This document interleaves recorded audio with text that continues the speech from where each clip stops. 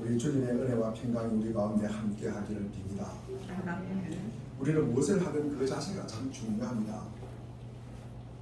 그 자세를 보면은 앞으로 그 열매와 그리고 성과에 대해서 우리가 짐작을 할 수가 있습니다. 공부도 마찬가지고 달리기도 마찬가지고 우리의 삶도 마찬가지입니다. 특별히 요즘 야구를 보면은 투수들이 공을 던집니다. 그런데 그 자세가 그렇게 중요하다는 이야기를 해설자들이 많이 하게 됩니다. 우리의 삶도 그리고 운동도 우리의 믿음의 삶도 군의 여정도 마찬가지입니다. 이미 시작했는데 아직 끝나지 않았습니다. 시작한 군의 길이 마무리까지 흔들림 없이 완주하려면 믿음의 자세가 중요합니다. 그 길이 구원의 길이기 때문입니다. 모세가 이스라엘 백성과 출애굽 여정을 시작하기 전에 어떻게 살았을까? 그는 모세가 미디안 광야에서 40년 동안이나 인간적으로 그에게는 참 고통스러운 기간이었지만 출애굽과 40년 광야 여정을 위해서 그를 준비시키는 기간이었습니다. 오늘 본문에서 모세 개인의 삶과 그리고 이스라엘 백성의 삶은 모두 중요합니다. 애굽의 속박에서 벗어나 약속의 땅 가나안 땅으로 들어가기까지의 역사와 관련하여 매우 중요합니다. 이게 바로 우리 주요 구세주 되신 예수 그리스도 안에 있는 그리고 예수 그리스도를 통한 구원이라는 전체 문제와 관련해서 우리에게 아주 진실한 교훈을 주고 있습니다. 구약이 전하는 메시지나 신약이 전하는 메시지는 하나입니다. 그리고 신약 구약에서 역사하시는 하나님도 동일한 분이십니다. 그리고 같은 방식으로 역사하고 계신 하나님은 늘 동일한 분이십니다. 본문은 복음의 어떤 자세와 태도로 접근해야 하는지를 말하고 있습니다. 사람들이 기독교 신앙과 복음에 대해 겪는 어려움은 바로 복음에 접근하는 자세와 관련이 되어 있습니다. 대부분의 사람들이 안고 있는 문제는 복음 자체보다는 복음에 접근하는 자세와 관련이 됩니다. 잘못된 것은 복음에 접근하는 그 자세입니다. 자세와 태도가 잘못되어 있으니 다른 모든 것이 잘 될 수가 없는 것입니다.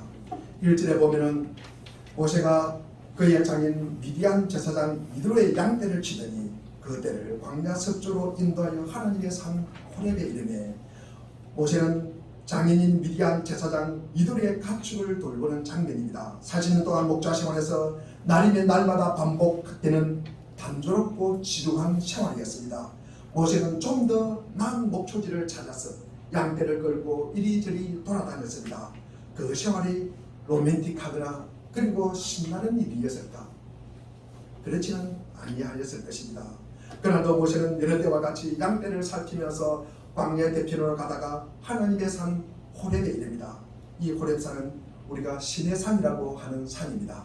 특별히 우리 모세가 십계명을 받은 산입니다. 이것도 별로 놀랄 일이 아닙니다. 평소 하던 대로 양떼를 먹일 양식, 그러니까 풀과 목초지를 찾아서 이동합니다. 늘 그렇게 하던 대로입니다. 그곳에서 양떼를 몰고 가려는데 전혀 뜻밖의 일이 벌어집니다. 우리 2절부터 우리 5절까지를 우리 천천히 한번 같이 읽어보겠습니다.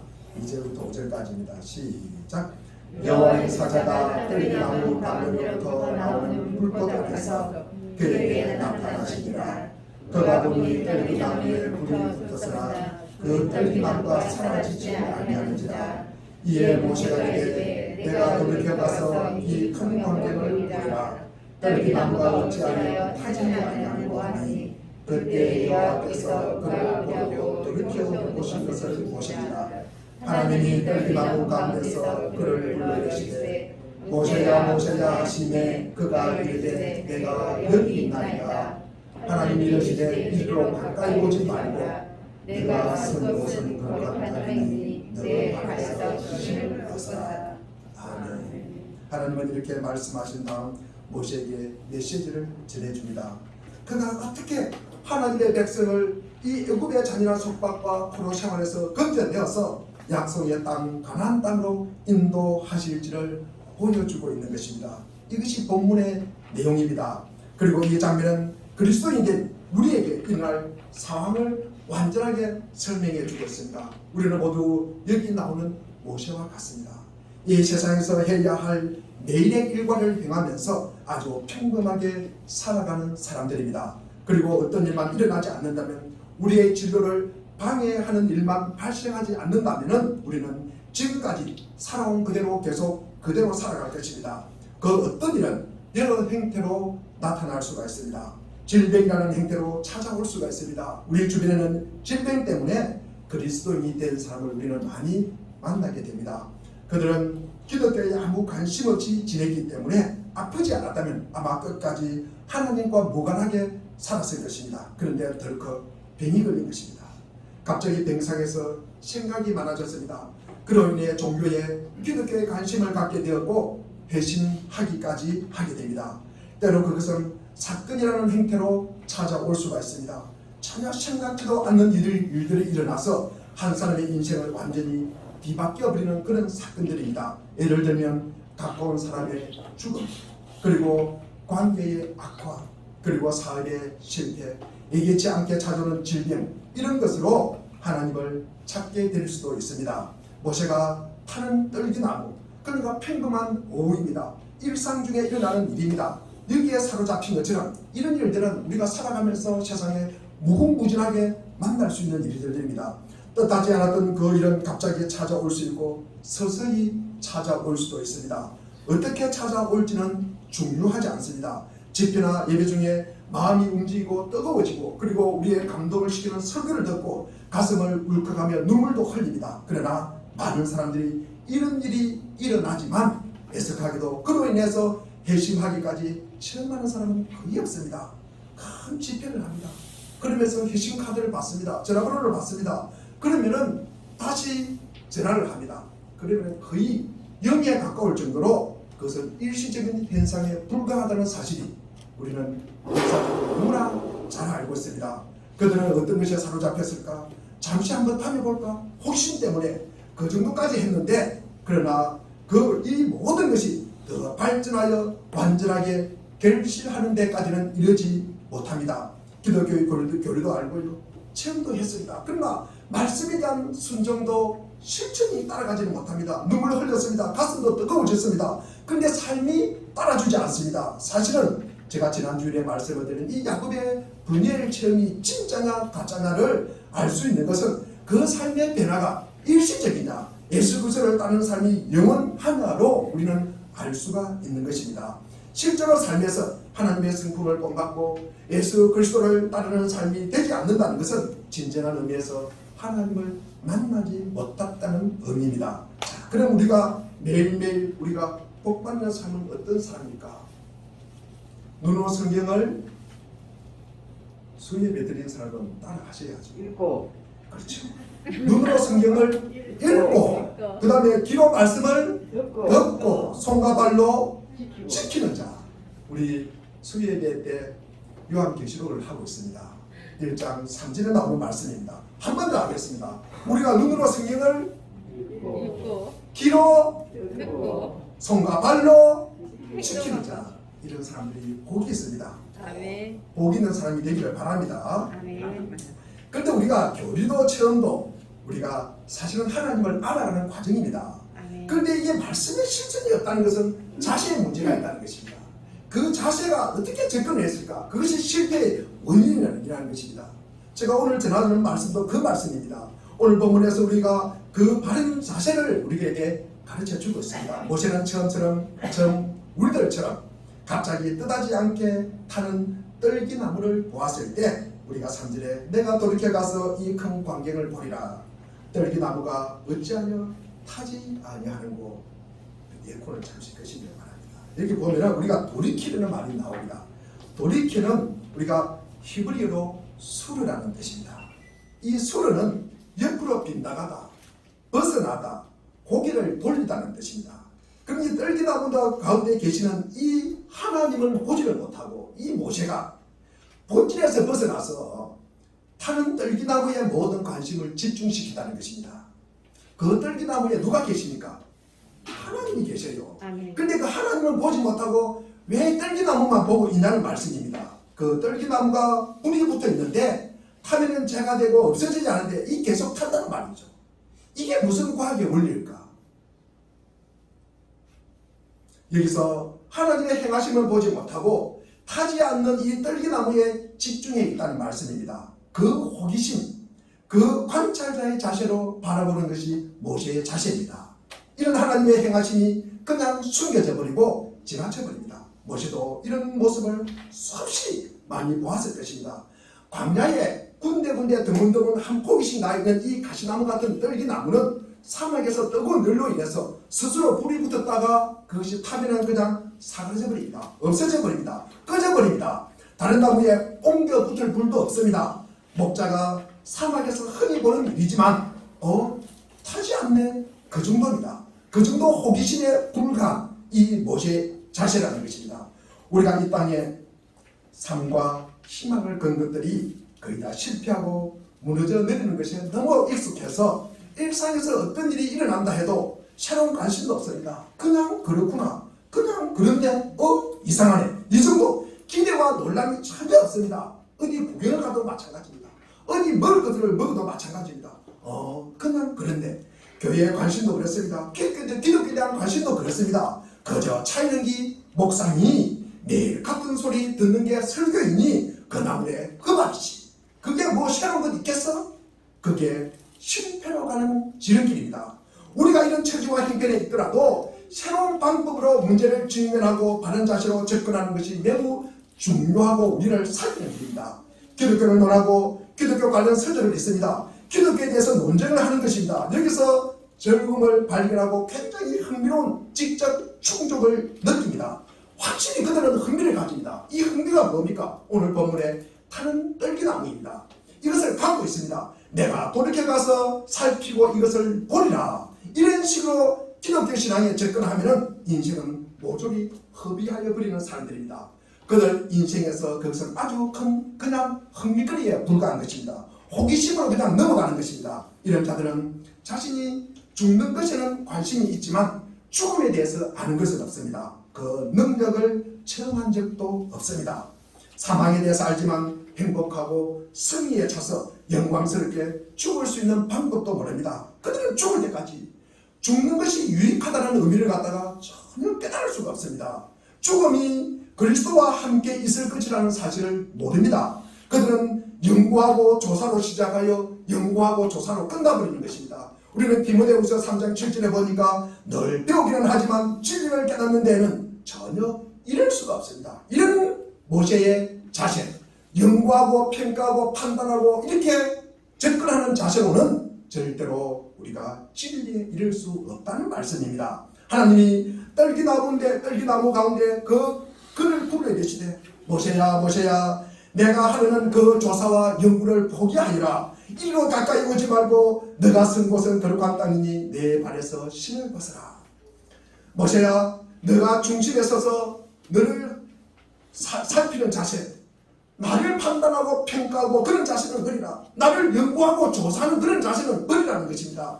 그는 객관적인 자세를 버리고 내 발에서 신을 벗고 너가 서 있는 곳에서 내게 순복하리라. 너 판단과 평가를 내려놓고 내 자아를 내려놓고 하나님의 약속을 믿고 따르라는 말씀입니다. 이것이 성경 처음부터 끝까지 흐르는 메시지입니다. 우리가 제3자의 자세로 성경을 연구하고 조사하는 이 단순한 조사원 아니면 금사원이라면 절대 성경의 메시지를 평생 가도 이해할 수 없습니다. 호기심이나 불러일으키는 분 정도로 하나님을 생각한다면, 우리가 사색하고 추측해 볼 수 있는 분이 그 정도라고 생각한다면 계속 그분을 연구하고 조사해 보십시오. 그러면은 알게 되는 것은 하나 있습니다. 하나님은 화를 잘 내시네.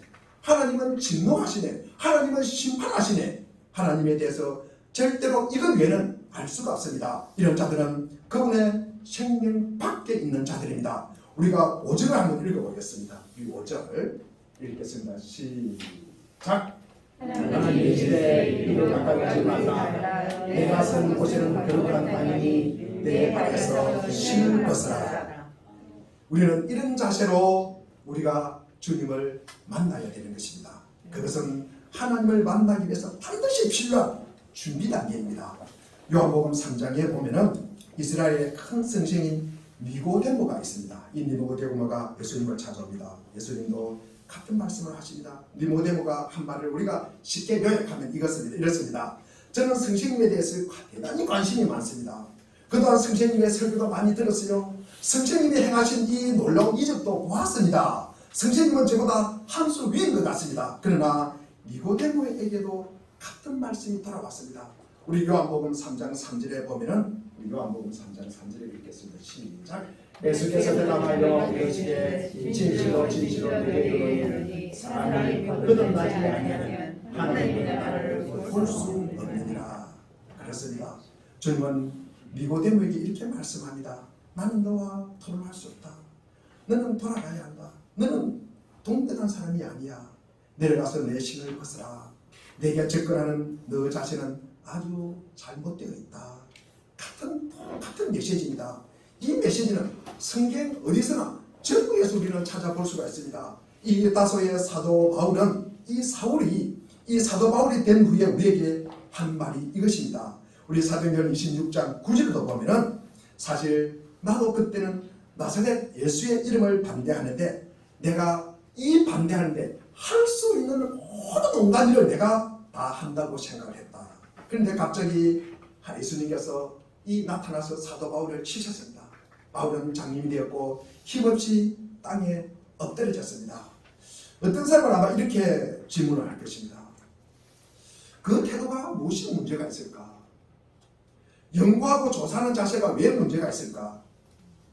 왜 이 문제만이 다른 것들과 다른 자세로 우리가 접근해야 하는가? 왜 자신을 순복해야 하는가? 왜 자아를 내려놓아야 하는가? 왜 그 발에서 실을 벗어야 하는가? 이 질문에 대한 답을 제가 4가지로 말씀을 드리겠습니다. 첫째로 복음은 주로 계시의 문제입니다. 인생에서 복음의 모든 다른 것은요, 다 우리가 조사하고 연구해서 취하고 접근하는 것입니다. 그런데 복음은 그렇지 않다는 거죠. 우리가 이 땅의 공부도 마찬가지입니다. 내가 열심히 일하고 연구하고 조사하는 것입니다. 과학의 접근도 마찬가지입니다. 그러나 우리가 복음의 이 잘못된 자세로 접근하는 것은 바로 이런 이유 때문입니다. 오늘날 사람들은 이렇게 묻습니다. 모든 진리는 과학과 자연에 대한 연구하고 그리고 조사한 결과 발견한 것이다. 그런데 왜 복음은 그렇게 하면 안 됩니까? 이 질문에 대한 답은 여러분이 지금 조사가 아닌 계시와 함께 시작하기 때문입니다. 계시는 하나님이 스스로 자기 자신을 드러내는 것입니다. 우리가 검사하고 탐색을 통해서 하나님을 발견할 수가 없습니다. 우리는 욥기 11장 7절에 보면은 내가 하나님의 깊은 뜻을 다 알 수 있느냐? 전능하신 분의 무한하심을 다 청량할 수 있느냐? 우리는 주님을 발견할 수 없어요. 주님을 알 수가 없다는 말씀입니다. 타는 떨기나무 사건 전체가 우리에게 주는 메시지가 바로 이것입니다. 모세가 다른 것을 생각하지 않고 오직 자기 양떼만 생각하고 있을 때, 가장 적은 목초지만 생각하고 있을 때 하나님이 갑자기 나타났습니다. 하나님이 떨기나무 속에서 타는 불꽃으로 찾아오셨다는 것입니다. 항상 이런 식입니다. 기독교 신앙은요, 철학이 아닙니다. 좀 더운 것 같습니다.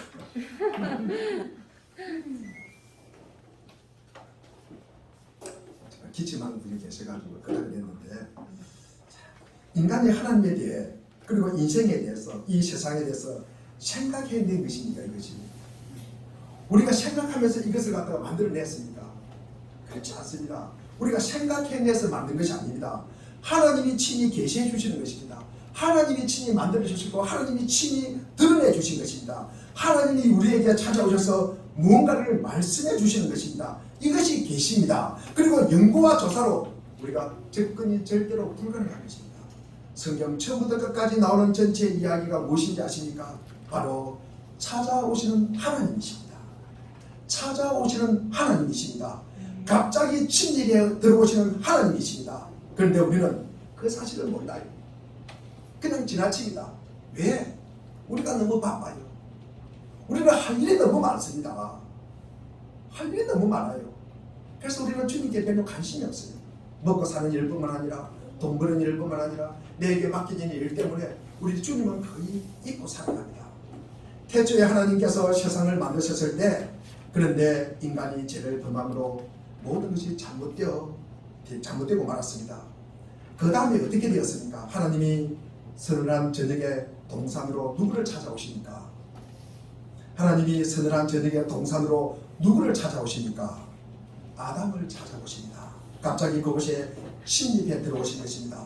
그리고 말씀해 주시는 것입니다. 이것이 계시입니다. 그때를 시작으로 계시는 계속되고 있습니다. 하나님께서 노아에게 할 일을 갖다가 일러주시며 말씀하십니다. 아브라함을 갈대아 우르에서 불러내십니다. 모든 위대한 역사들을 보십시오. 사사기, 열왕기, 선지서 어느 곳에서나 하나님이 찾아가신 것을 볼 수가 있습니다. 어느 시대나 하나님이 계셨습니다. 이것이 바로 우리 갈라디아서 4장 4절에 그러나 기한이 찼을 때 하나님께서는 자기 아들을 보내셔서 여자에게 나게 하시고 또한 율법 안에 놀게 하셨다. 이것이 복음입니다. 계시, 그분이 드러나는 목적이 분명히 있다는 말씀이죠.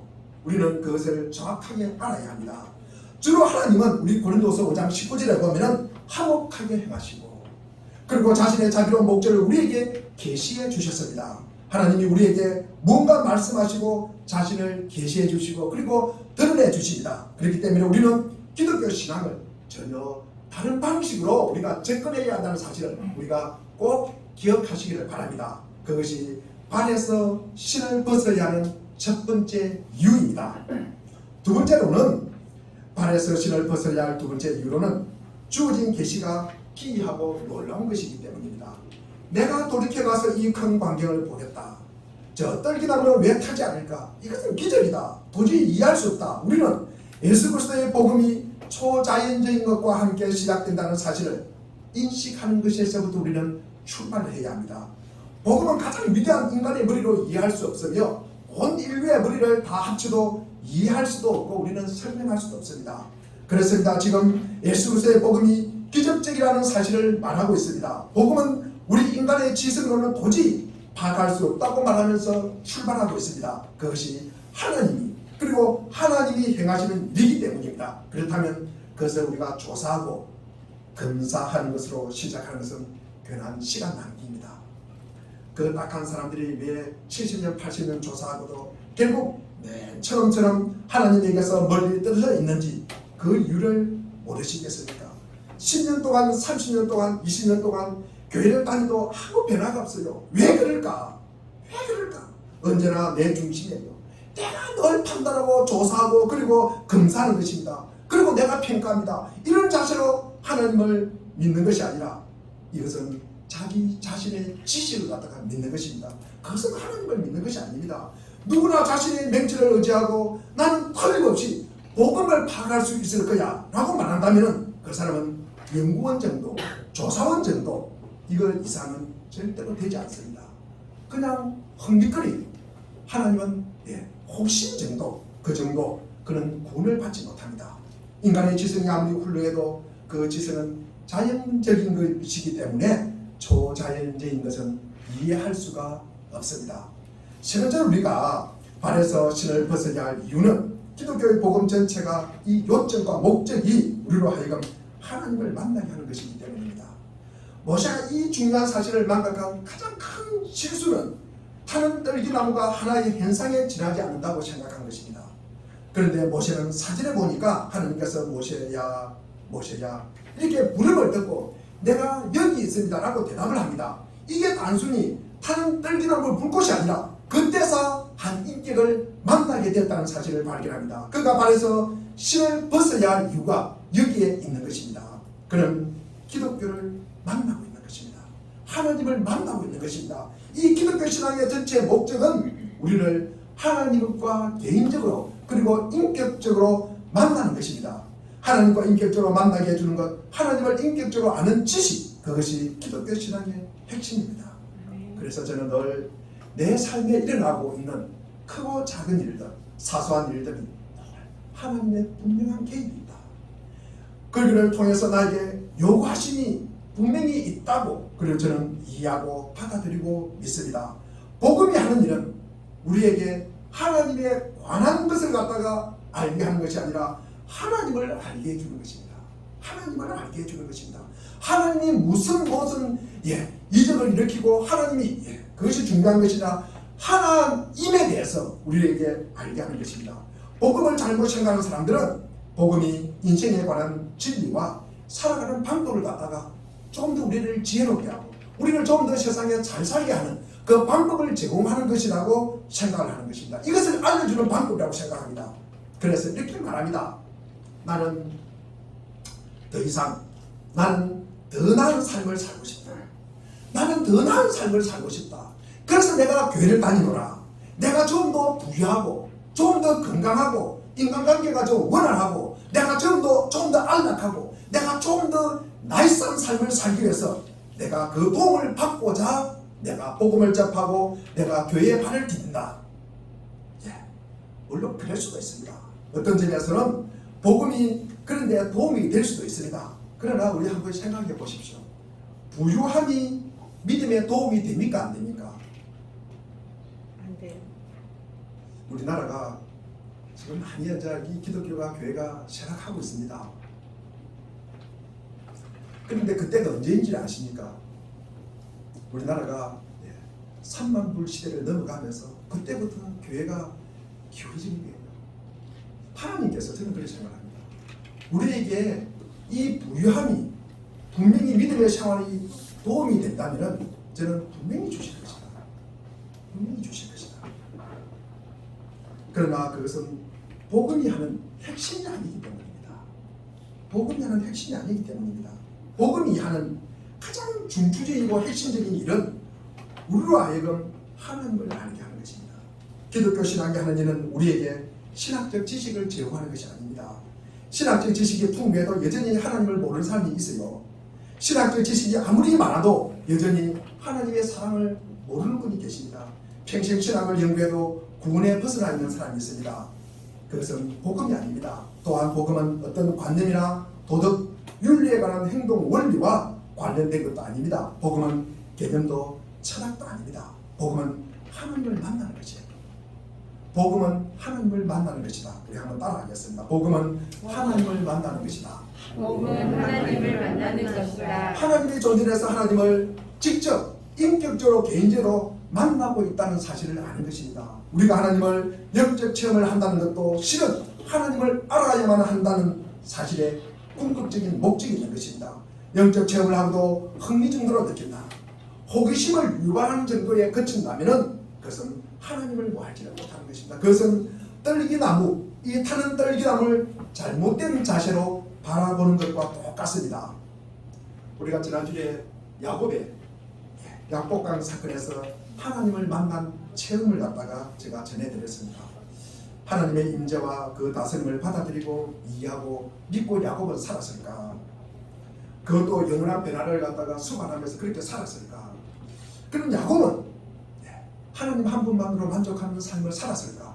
그 이유로 저는 그렇다고 생각을 합니다. 야곱이 아들 요셉을 총리로 있는 애굽으로 갑니다. 이스라엘 땅에 가뭄이 들어서 먹을 것이 없어서 먹기 위해서 식솔 70명을 데리고 이 애굽 땅으로 갑니다. 그런데 우리 창세기 47장 10절을 한번 읽어보겠습니다. 우리 한번 읽어보겠습니다. 시작. 야곱이 바로에게 축복하고 그 앞에서 나오는지라. 그 땅에 이 애굽 땅의 왕인 이 바로에게 축복하고 그 앞에서 나오니라. 비록 배가 고파서 얻어먹기 위해서 식객에 불과했지만 그곳 이 왕이 바로를 축복하는 겁니다. 누가 누구를 축복합니까? 이 야곱이 바로를 축복합니다. 축복은요, 가진 자가 없는 자에게 축복하는 것입니다. 야곱이 없는 것을 이 야곱은 바로가 없는 하나님을 가졌다는 거죠. 바로가 없는 하나님을 가진 것입니다. 그래서 그 하나님의 이름으로 축복을 하는 것입니다. 야곱은 하나님을 그래서 가장 존귀하고 그리고 가장 소중하게 여긴 분 중에 한 분입니다. 우리가 하나님을 가진 자가 돈을 가지고 권력을 가진 자, 이 애굽의 왕 바로 앞에서 주눅들지 않는다. 주눅들지 않는다. 이게 하나님의 이름을 갖다가 드높이는 것입니다. 이 모습을 본 하나님이 얼마나 좋아할까. 기본이 사람들은요, 권력 앞에 고개 숙이고 돈 앞에 쩔쩔 맵니다. 이것이 믿음의 사람들의 대부분의 모습입니다. 그런데 야곱은 그렇지 않았어요. 야곱은 내 발에서 신을 벗으나 영적 체험으로 그치는 것이 아니라 하나님을 알아가는 데 관심을 가져야 하는 것입니다. 성경이 하는 중심적인 일은 우리를 이런 지식으로 우리를 인도한다는 것입니다. 네 번째로 우리가 발에서 신을 벗고 순복하는 자세로 접근해야 할 마지막 이유는 이런 식으로 만나게 된 하나님이 우리에게 하신 말씀 때문입니다. 하나님이 우리에게 주신 계시는 무엇입니까? 무엇보다도 하나님은 자신의 거룩함을 계시하십니다.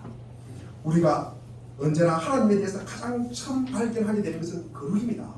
이 거룩, 내가 쓴 곳은 거룩한 땅이니 내 발에서 신을 벗어라. 하나님의 거룩함에 출발하지 않는다면 우리는 절대로 하나님을 만날 수가 없습니다. 거룩은요, 우리가 지금 새벽기도의 데살로니가 전서를 하고 있습니다. 데살로니가 전서 4장 3절에 보면 하나님의 뜻은 이것이니 너희의 거룩함이다. 그 곧 거룩이 뭐라고요? 아니 새벽기도 나오시는 분이 계시는데 거룩이 뭐라고요? 엄난을 부리는 것입니다. 엄난을 부리라. 이 거룩은요, 엄난을 부리는 것입니다. 하나님의 뜻은 엄난을 부리는 것입니다. 예를 들면 우리가 사복음서를 읽으면서 주 하나님의 아들이신 예수 그리스도를 지켜보십시오. 주께서 하나님을 얼마나 거룩하신 하나 아버지로 말씀하는지 우리는 알고 있습니까? 알아챘습니까? 이 하나님은 소멸하는 불이시오 거룩하신 하나님이시오 변함이 없으시고 회전하는 그림자도 없으신 빛의 아버지라고 이 사실을 우리는 알고 있으니까 간곡하게 제가 부탁드립니다. 앞으로 하나님이라는 이름을 우리가 사용할 때면 아주 조심해서 사용하십시오. 사람들이 우리가 기도할 때 우리는 사랑하는 아버지라고 부르는 소리를 갖다 우리는 자주 듣습니다. 하나님의 아들인 이 예수님은 하나님을 사랑하는 아버지라고 하지 않습니다. 주님은 그분을 거룩하신 아버지라고 부르십니다. 내가 선 곳은 거룩한 땅이니 내 발에서 신을 벗으라. 하나님은 자신을 거룩하신 하나님으로 계시하십니다. 이것이 십계명이 의미하는 것입니다. 다시 말씀드리지만 우리는 바로 거룩하신 하나님의 손에 있기 때문에 그분의 다스림 안에 있다는 것입니다. 제가 전에 말씀을 드렸습니다. 이사야 52장 7절에 보면은 가장 복된 소식은 하나님께서 온 우주를 다스리고 있다는 사실입니다. 온 이 세상을 통치하고 있다는 사실입니다. 또 하나님은 우리가 그분의 메시지를 듣기를 원합니다. 하나님은 자신의 거룩함을 계시한 후에 계속해서 사랑과 긍휼과 자비를 우리에게 계시해 주십니다. 우리가 출애굽기 3장 7절 말씀을 우리가 한번 읽어보겠습니다. 7절 말씀을 읽겠습니다. 시작. 여호와께서 이르시되 내가 대국에 있는 내 백성의 고통을 분명히 보고 그들의 감독자로 말미암아 부르심을 듣고 그 근심을 알고 하나님은 자신들의 고통을 보고 괴로워서 부르짖는 소리를 들었고 자신들의 고통을 분명히 아십니다. 얼마나 복된 말입니까? 우리의 문제를 우리가 대면하고 있는 일상의 문제를 하나님께서 보고 있고 듣고 있고 그리고 알고 있다는 것입니다. 이게 복입니다. 우리가 대면하는 문제는 지적인 문제가 아닙니다. 우리가 하나님을 아는 것이 아니라 우리가 우리 자신의 문제입니다. 우리 인생 우리가 죄와 사탄의 노예가 되었다는 것 이것이 문제입니다. 우리는 죄의 노예입니다. 우리는 그 사실을 알고 있습니다. 우리는 나쁜 성질의 노예입니다. 여러 모양으로 나타나는 이 부정직 이것이 우리의 문제입니다. 우리의 문제는 하나님을 이해하거나 그분의 기적을 이해하는 것이 아닙니다. 그분을 넘어뜨리고 우리가 우리 인생을 실패자로 만드는 것, 어떻게든 구원받고 해방되는 것, 어둠이 아니라 빛 가운데 사는 것, 사탄은 마귀의 다스림이 아니라 하나님의 다스림 안에 있다는 사실을 아는 것, 내가 애굽에 있는 내 백성의 고통을 분명히 보고 그들의 감독자로 말미암아 부르짖음을 듣고 그 근심을 안다는 메시지를 우리가 듣기만 한다면 신을 벗고 경외심을 품고 주의를 기울일 수만 있다면 우리는 하나님께 감사해야 할 것입니다. 우리가 조사하고 연구하고 검사해서 그분을 이해하고 애쓰는 노력을 포기할 수만 있다면 하나님은 우리에게 이렇게 말씀하실 것입니다. 나는 너의 근심을 알고 있다. 너의 불행과 아픔과 실체를 알고 있다. 나는 너에 대한 모든 것을 안다. 나는 사랑과 긍휼과 자비다. 그런 다음에 8절에 우리에게 말씀해 주고 있습니다. 우리 8절 말씀을 읽어보겠습니다. 시작. 내가 내려가서 그들을 애굽인의 손에서 건져내고 그들을 그 땅에서 인도하여 아름답고 광대한 땅, 젖과 꿀이 흐르는 땅, 곧 가나안 족속, 헷 족속, 아모리 족속, 브리스 족속, 히위 족속, 여부서 족속의 지방에 데려가려 하노라. 내가 내려가서 건져낼 것이라는 것입니다. 얼마나 완전한 말입니까? 이것이 신약 전체의 줄거리입니다. 나사렛 예수는 성삼위 하나님의 복되신 두 번째 위격, 그 성자 하나님이 천국에서 내려오셨습니다. 왜 내려오셨습니까? 우리의 고통을 보셨기 때문입니다. 우리의 비참함과 불쌍함을 아셨기 때문입니다. 우리의 죄와 수치와 실패를 보셨기 때문입니다. 그분이 내려오셨습니다. 우리를 구원하려고 내려오셨습니다. 우리를 구원할 수 있는 유일한 길은 갈보리 언덕 십자가 위에서 거룩하고 흠없고 죄 없는 자기 몸에 우리의 죄를 짊어지는 것입니다. 주님은 그곳에서 그 일을 행하셨습니다. 그 속전을 지불하고 대속을 이루셨습니다. 그렇게 해서 하나님이 만족하셨고 율법이 충족되었고 지옥과 사탄이 피하고 죽음의 근세가 무너지고 애굽이 정복되었습니다. 홍해적 하나님과 새 생명에 가는 길이 열렸습니다. 재용삼을 받고 의롭다함을 시험을 받고 하나님과 화해하고 중생을 해서 새로운 힘과 능력을 얻고 하나님 나라에 들어갈 영원이라는 이 무궁한 세월 동안 영적인 젖과 꿀을 마시며 살 수 있다는 복된 소망이 생긴 것입니다. 이것이 복음의 메시지입니다. 일관된 성경의 메시지입니다. 처음부터 마지막까지 하나님의 다스림입니다. 이게 복음입니다. 이게 우리에게 좋은 소식입니다. 이른바 연구와 조사라는 객관적인 제3자의 자세를 취하면서 단순히 종교에 관심을 갖는다면 복음을 절대로 알지 못할 것입니다. 우리는 그대로 죄의 노예로 남아있을 것이며 어둠 가운데 있을 것이며 사탄의 지배 아래에 있을 것이며 마침내 지옥에 내려가게 될 것입니다. 그러니 멈춰서서 듣기만 하십시오. 발에서 신을 벗고 자신의 지적 교만을 버리십시오. 이와 비슷한 시기와 질투와 멸시와 자랑을 버리시고 자신을 아이처럼 낮추십시오. 거룩하십시오. 그리고 하늘에서 땅으로 오신 하나님의 아들 주 예수 그리스도에 대한 이 메시지를 눈으로 읽고 귀로 듣고 그리고 손과 발로 지키십시오. 그렇게만 한다면 하나님이 우리를 새 사람으로 만들어 주실 것입니다. 죄와 사탄과 악의 속박과 굴레에서 해방시켜 주시며 구원해 주실 것입니다. 그 오른손 우리를 잡아주시고 마침내 흠없이 완전한 모습으로 하나님 앞에 우리를 서게 해 주실 것입니다. 영원한 천국으로 인도해 주실 것입니다. 우리 사랑하는 물된 동산교회 교회 여러분, 하나님을 만났습니까? 하나님을 아십니까? 하나님을 만날 준비가 되어 있습니까? 여러분에게 하시는 하나님의 말씀을 들었습니까? 하나님께서 너의 근심을 안다. 내가 너의 고난을 알고 이 일을 행한다. 내가 너를 구원하고 자유롭게 해주시고 내 아들을 보냈다는 말씀을, 그 음성을 들으셨습니까? 여러분은 지금 해방되었습니까? 그리스도께서 여러분을 구원해 주셨습니까? 여러분은 모든 죄가 다 용서받았다는 사실을 아십니까? 새 생명을 받았습니까? 이 단순한 메시지를 듣기만 하십시오. 그것을 받아들이고 하나님께 말씀 드리기만 하십시오. 그리고 여러분 자신과 인생을 모두 하나님께 맡긴다고 말씀을 드리십시오. 그러면 여러분은 그것을 알 뿐만 아니라 복된 실제로 체험하게 될 것입니다. 아직 그렇게 되지 않았다면 발에서 신을 벗고 그 말씀을 듣고 믿으십시오. 그러면 모든 지각에 뛰어난 하나님의 평강이 그리스도 예수 안에서 우리의 마음과 생각을 지켜주실 것입니다. 아멘. 기도하겠습니다.